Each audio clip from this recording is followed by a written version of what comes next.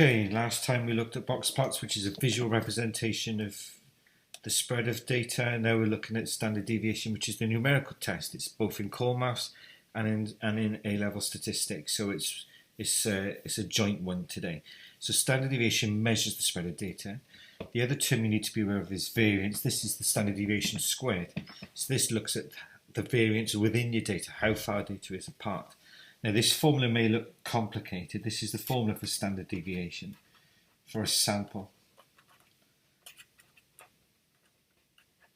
And it's important for a sample. There are lots of variations of this formula, but they generally give you the same result. The population ones give you the result for the population. Sample ones, variations of that will give you the same answer as well. The smaller the standard deviation, the closer the numbers are. So there's a few symbols here.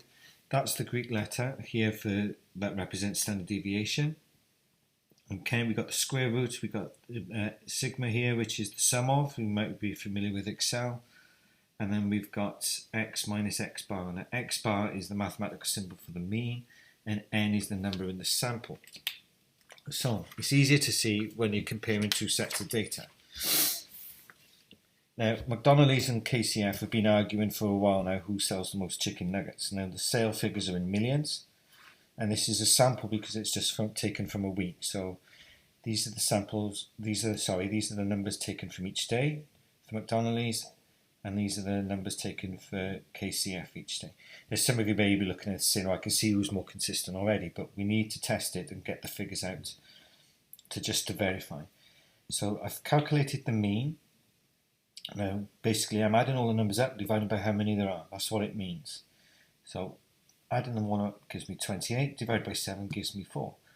And if I add up KCF now, 3, 7, 11, 14, 18, 23, 28.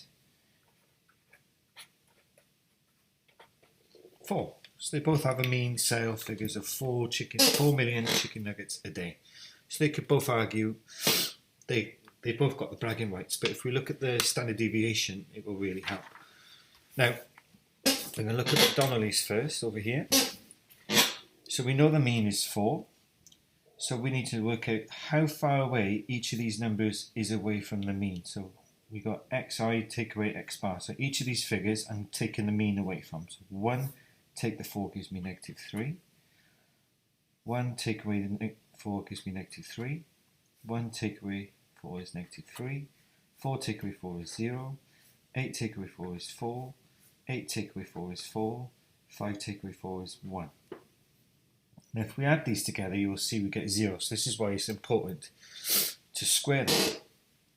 So we can look at the variance. So we've got 9, 9, 9, 0, 16, 16 and 1. If we add these together, 27 add 32 add 1 gives us a grand total of 60. So now you can see this formula is actually not that bad to use. So it's the sum of xi minus x bar squared, which gives us 60, divided by n take away 1. Now there were 7 numbers in the sample. Take away 1 is 6. So they've got a variance of 10. If I square root that gives us the standard deviation. And the square root of 10 is 3.16. So McDonald's have a standard deviation of 3.16. So their mean is 4. The majority of their sale figures are going to be 3 less than that, or 3 higher than that. Now let's look at KCF. Now again they've got a mean of 4. So let's take away 1. 4 take away 4 is 0, 4 take away 4 is 0, 3 take away 4 is minus 1, 4 take away 4 is 0, 5 take away 4 is 1, and 5 take away 4 is 1. If we square these figures now we get 1, 0, 0, 1, 0, 1, 1. Adding these together we get 4, so let's fill in the formula. So the sum of xi minus x bar is 4 over 6. And this is 0.6 recurring, square rooted. and then sigma is the square root of 0.6 occur, which gives us a value of 0.82. So KCF have a mean of 4 and a standard deviation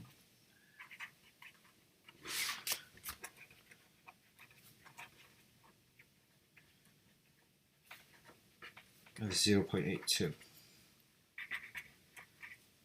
McDonald's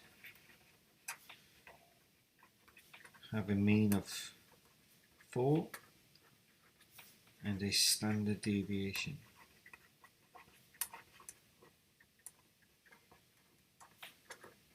of 3.16.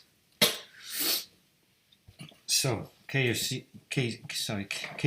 have a mean of 4 and a standard deviation of 0.82. McDonald's have a mean of 4 and a standard deviation of 3.16. Now KCF could have the bragging rights here. They are more consistent.